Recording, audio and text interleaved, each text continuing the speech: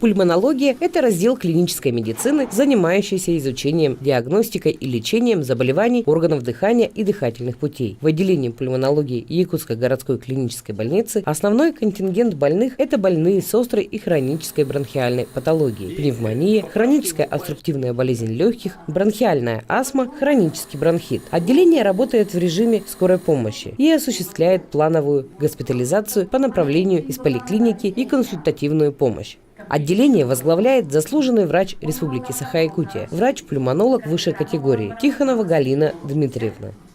Пульмонология – это наука заболеваний легких. Наше отделение оказывает специализированную и экстренную помощь больным заболеваниям органов дыхания. Единственное отделение в республике. У нас попадает по направлению участковых больниц города Якутска и также по направлению скорой помощи. По годовому отчете 2018 года 35% больных поступили в очень тяжелом состоянии по направлению скорой помощи. Это люди пожилого возраста, люди, нуждающие в экстренной помощи заболеваниям органов дыхания. В общем-то, у нас применяются современные методы лечения. Антибиотики поступают в последнее поколение. И поступают у нас ингаляционные новые препараты, которые применяются для лечения больных бронхиальной астмой, хроническим обструктивным бронхитом.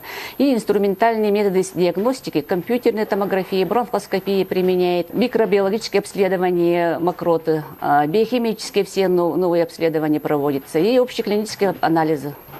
Самыми действенными мерами профилактики болезней органов дыхания являются частые прогулки на свежем воздухе, отказ от курения или хотя бы сокращение потребления сигарет, проветривание помещения во время работы или отдыха и плановое прохождение флюорографии.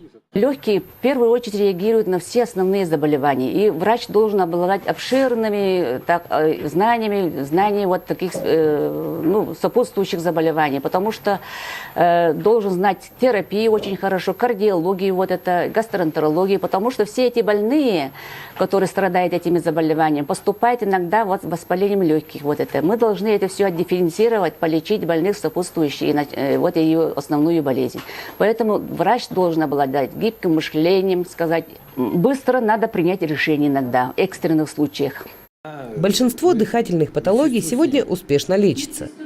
Но лично я, считаю, что я могу осуществлять свою профессиональную деятельность на протяжении последних, по-моему, 15 лет только благодаря этому отделению. Иначе не было у меня там ни студентов, ни аспирантов, ни работы. Не знаю, как бы там было дальше на моих фронтах. Простудные заболевания, они коварны очень, они несут в себе, многие проблемы, о которых даже и подумать-то сложно. Основные условия благоприятного исхода – своевременная точная диагностика, комплексное компетентное лечение и качественное оборудование. Но все же самое главное в лечении – это сам пациент, его заинтересованность в выздоровлении и дисциплинированность.